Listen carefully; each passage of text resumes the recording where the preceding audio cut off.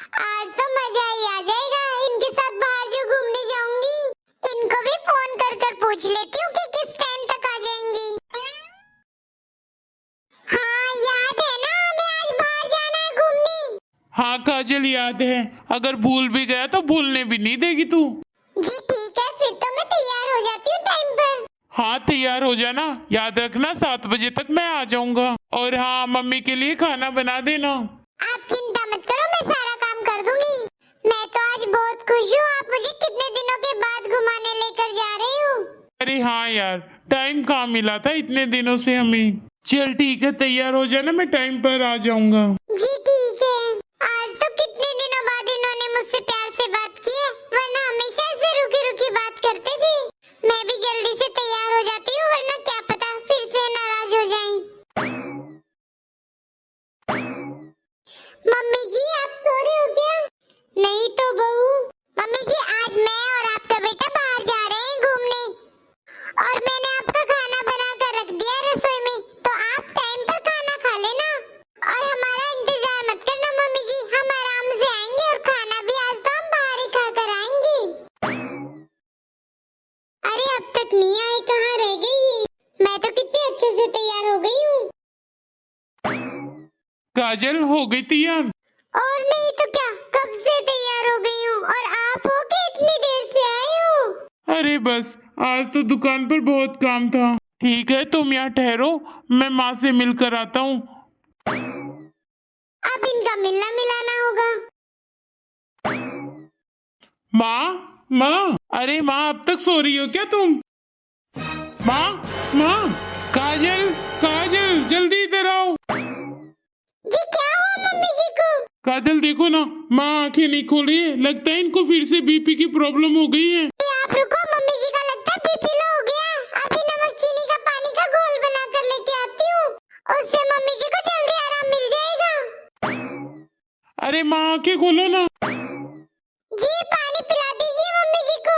आप मम्मी जी को पानी पिला दोगे तो जल्दी ठीक हो जाएंगे मम्मी जी, और फिर हम भी घूमने चले जाएंगे। काजल क्या बोले जा रही हो? तुम्हें बिल्कुल भी अकल नहीं है क्या?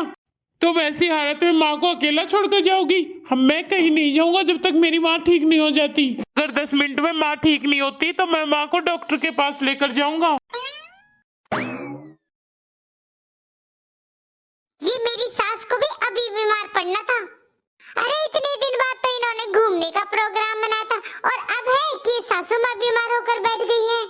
मेरी तो किस्मत ही खराब है, कभी घूमने का मौका मिलता नहीं है तो कभी ये सास बीमार होकर बैठ जाती है। काजल माँ की तबीयत बहुत खराब है और मुझे उन्हें डॉक्टर के पास लेकर जाना पड़ेगा। मैं माँ को डॉक्टर के पास लेके जा रहा हूँ, अगर आने में देर हो गई तो फोन कर दूंगा। मैं इतनी तैयार होके क्यों खड़ी हूँ? हटा ही देती हूँ ये गहने वगैरह। काजल हाँ बोलो।